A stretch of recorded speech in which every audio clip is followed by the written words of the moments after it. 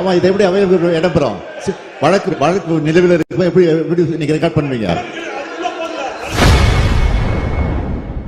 YouTuber Savukku Shankar வீட்டில் கழிவுகளை கொட்டியவர்கள் மீது எஃப்ஐஆர் பதிவு செய்யாமல் சிபிசிஐடிக்கு மாற்றப்பட்டுள்ளதாக சட்டப்பேரவையில் எதிர்க்கட்சித் தலைவர் எடப்பாடி பழனிசாமி முதலமைச்சர் மு.க.ஸ்டாலினை பேசவிடாமல் கொந்தளித்துள்ளார். மன்மு பேரத்தில் யாரும் பயப்படல, எதுக்கு நாங்க அச்சப்படல. ஆமா, இதை எப்படி அவை இடம்பெறும்? வழக்கு நிலுவையில் இருக்கு, எப்படி நீங்க ரெக்கார்ட் பண்ணுவீங்க?